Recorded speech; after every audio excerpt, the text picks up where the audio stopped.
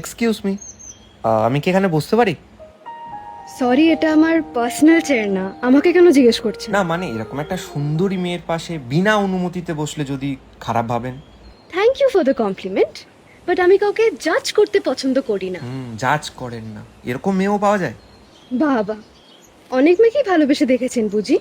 কেন, ভালোবাসা কি ক্রাইম?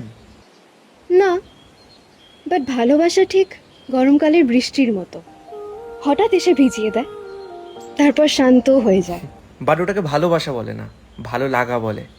ভালোবাসা তো নদীর মতো, ধীরে ধীরে এগিয়ে চলে, নিজের পথ ভাঙে, গড়ে, বাট কখনো শেষ হয় না। বাবা, আপনি কাউকে ভালোবেসেছেন? মানে নদীর মতো?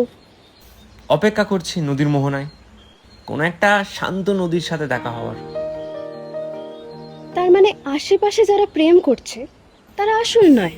এই এক ফোঁটা আকর্ষণ, দু ফোঁটা সন্দেহ, চার ফোঁটা ঝগড়া একসাথে মিশিয়ে মানুষ যে ভালোবাসার শরবতটা খাচ্ছে, সেটা শুধু অ্যালকোহলের মতো একটা নেশাই, কিছুদিন পর কেটে যাবে। বাবা, আপনার কথা শুনে তো এখন প্রেমে পড়তেই ভয় লাগছে। আর এই ভয়টাই তো হচ্ছে ভালোবাসা। ওই শরবতে একটা জিনিসই কম ছিল, সেটা হলো এই দু ফোঁটা ভয়।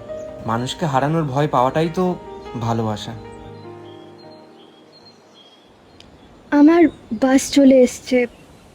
বাই দ্য ওয়ে, আমি বিয়াস। সৈকত। তানিশা, বাই দ্য ওয়ে, আপনি কাউকে ভালোবাসেননি? মানে ওই নদীর মতো? অপেক্ষা করছি নদীর মোহনায়, কোনো একটা শান্ত নদীর সাথে আলাপ হওয়ার। পৃথিবীটা ভালো লোকেদের নয়, পৃথিবীটা ভালো লোকেদের নয়,